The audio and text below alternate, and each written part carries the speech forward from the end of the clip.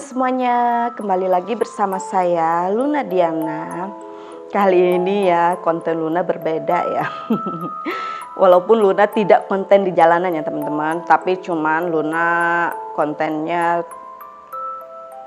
mau komentar sedikit lah gitu yang lagi rame atau berseliweran ya di manapun ya, di sosmed manapun yang lagi rame ini, yaitu pasti teman-teman udah tahu ya tentang pesulap merah ini ya teman-teman.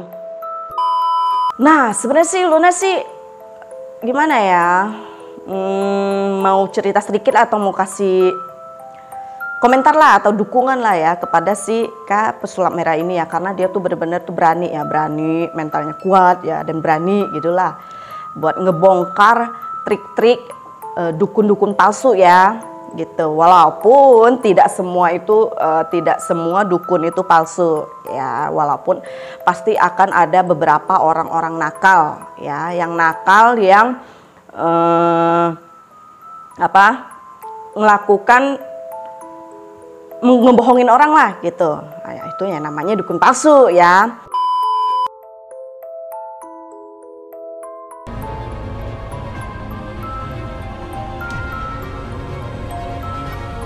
Heboh dan ramainya aksi Marcel Radival karena aksinya yang membongkar praktik-praktik penipuan dukun yang berkedok keagamaan itu justru harus berakhir dengan dilaporkannya ia ke pihak berwajib karena aksinya itu.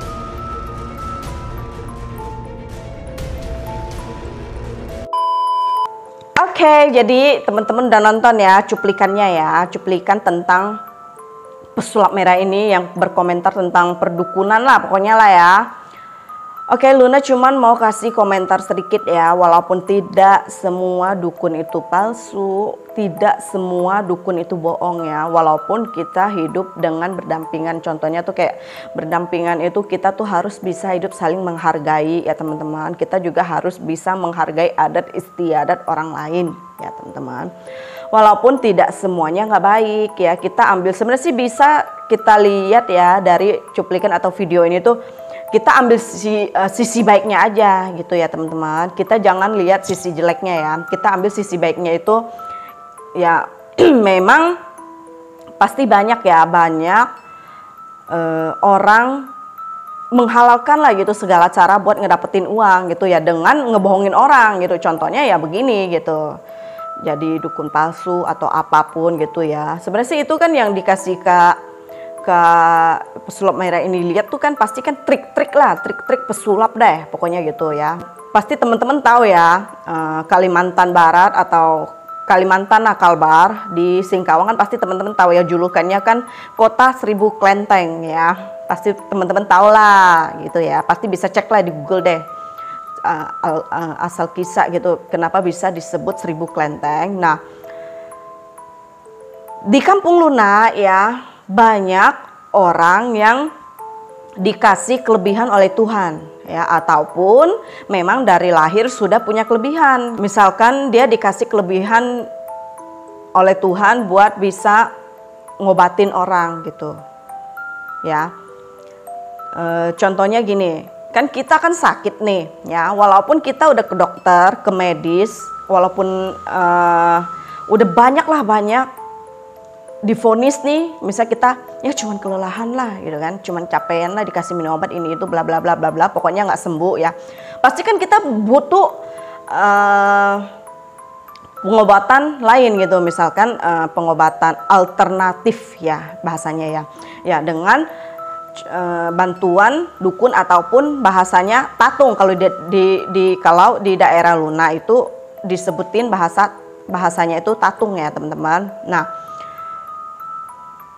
menjadi seorang tatung ya pasti ada banyak ya, emang dari lahir dia sudah diikutin oleh leluhurnya di masa lampau, dan leluhurnya ini tuh punya kelebihan buat ngobatin orang, nyembuhin orang gitu ya teman-teman. Dan ini Luna kasih beberapa contoh video orang tatung ya teman-teman, biar teman-teman tuh bisa tahu gitu ya. Jadi orang tatung tuh seperti apa nih, Luna bakal bagiin di next video ya, bakal Luna bagiin video cuplikan ya, beberapa cuplikan pendek orang-orang tatung ya teman-teman, biar teman-teman bisa tahu ya. Awalnya tradisi tatung dibawa oleh masyarakat Tiongkok dari Hakka yang berimigrasi untuk bekerja sebagai penambang emas dan pedagang di Monterrado.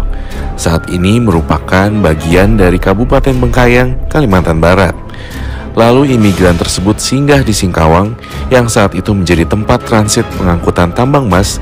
Meski telah menjadi kawasan transit, tambang emas Singkawang saat itu masih menjadi hutan belantara. Belum ada ilmu medis. Suatu ketika muncul wabah penyakit yang menyerang penambang emas. Kaum Tiongkok tersebut saat itu mengaitkan dengan roh-roh jahat. Untuk mengusir roh jahat, akhirnya masyarakat Tiongkok tersebut memohon dewa-dewi dan melakukan ritual tatung. Akhirnya tradisi tatung sampai sekarang menjadi tradisi yang sangat menarik. Konon, sebelum menjadi tatung, mereka harus berpuasa, tidak boleh makan daging, dan berhubungan badan dengan pasangan minimal 1 minggu. Lalu kemudian mereka menjalankan kehidupan suci, lalu bisa mementaskan tatung dan kebal dari benda tajam. Bisa jadi seorang tatung gitu tuh ternyata sebenarnya sih nggak gampang ya teman-teman. Akan ada tuh kita mesti lewatin proses ya. Akan ada banyak proses yang mesti kita lewatin lah ya. Nanti Luna bakal bagiin beberapa cerita di next video selanjutnya ya. Luna bakal bikin video selanjutnya tentang perjalanan menjadi seorang tatung gitu ya. Dan seorang tatung itu kayak dikatakan tuh badan kita itu dipinjam oleh dewa-dewi buat melakukan pengobatan kepada orang yang membutuhkan pertolongan ya teman-teman. Bukan berarti kan bukan bahasanya kerasukan, bukan ya sebenarnya ya. Kalau kerasukan kan kita kan nggak bisa ngendaliin pikiran kita ataupun pergerakan kita, badan kita. Nah kalau ini kan kita sih masih sadar ya, masih sadar, cuman badan kita yang dipinjam oleh dewa-dewi buat ngebantu orang gitu ya. Itu namanya tuh kayak contohnya tuh seperti kita tuh lagi komunikasi lah sama dewa-dewi gitu ya. Dan pasti akan ada pro kontra ya, maksudnya pasti bakal ada yang komentar, kok bisa sih dewa-dewi kan ini itu bla bla bla suci, kok bisa sih komentar bisa berkomunikasi sama mereka gitu. Gini ya teman-teman, pasti kan ada bahasanya tuh kayak leluhur kita buat ngebantu kita buat nolong orang lain ya. Pasti kan kita leluhur kita tuh pasti banyak gitu, banyak kelebihan yang dikasih oleh Tuhan tuh, contohnya misal ngobatin orang, nyembuhin orang yang tidak bisa disembuhkan oleh penyakit medis ya teman-teman. Dan Luna juga mau kasih tahu nih, walaupun nih diri kita sendiri ini, contohnya misalkan nih Luna nih seorang tatung ya gitu kan. Luna sering nih nyembuhin orang lain ya, sering sembuhin orang lain gitu. Sering ngebantu orang lain lah pokoknya ya. Belum tentu kalau misalkan Luna sakit nih. Luna sakit, nggak mungkin Luna bisa nyembuhin diri Luna sendiri gitu loh teman-temannya. Ini contoh ya. Jadi nggak mungkin Luna bisa nyembuhin diri Luna sendiri ya. Tetap Luna juga ngebutuhin bantuan orang lain buat sembuhin Luna gitu. Namanya juga kan kita kan hidup itu harus saling tolong menolong ya. Kita itu harus hidup saling bantu membantu ya. Dan kita juga walaupun dikasih kelebihan ya, kita juga membutuhkan bantuan orang lain gitu ya. Pasti kita juga ada batasnya ya teman-teman. Kadang-kala orang yang dikasih kelebihan itu seringkali disalahgunakan ya teman-teman. Ini yang mau Luna tugasin ya. Sering mereka salah gunakan gitu ya. Dengan harusnya kan kita kalau misalkan dikasih kelebihan oleh Tuhan ya teman-teman, kita tuh harus menolong orang lain dengan seikhlasnya dan semampu kita. Ya teman-teman, jangan kadang-kala tuh ada orang yang dikasih kelebihan oleh Tuhan ya, semakin rame, semakin terkenal ya, nanti mereka tuh makin besar kepala nih. Contohnya mereka kalau misalkan mau berobat di dia, dikasih patokan harga nih gitu, lu mesti bayar gue berapa gitu. Pasti ada yang begitu ya teman-teman. Ya walaupun gak semuanya begitu, kita ngomong jeleknya aja lah gitu ya. Sebenarnya kalau kita dikasih kelebihan oleh Tuhan, Ya teman-teman, kita tuh harus saling bantu-membantu, harus menolong semampu kita dan seikhlas kita ya. Namanya juga kita hanya pelantara ya, hanya pelantara ya teman-teman. Gitu aja ya.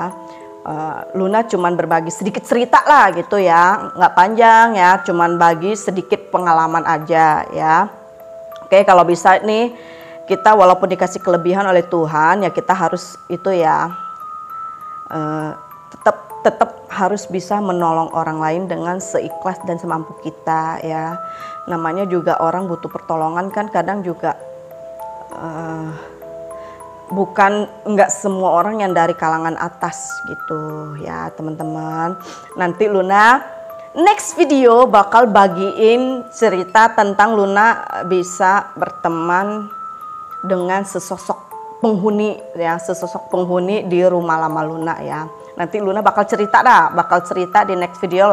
Pokoknya teman-teman harus selalu setia dukung channel YouTube Luna ini dengan cara like, subscribe, and share sebanyak-banyaknya ya. Nanti bakal next video Luna bakal bagiin pengalaman-pengalaman mistis yang Luna alamin deh gitu ya.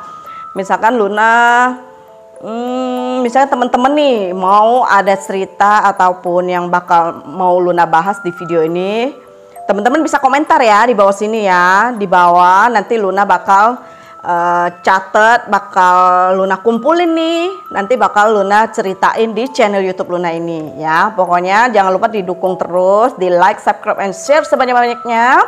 Cukup sekian video Luna kali ini. Thank you for watching and see you, bye-bye.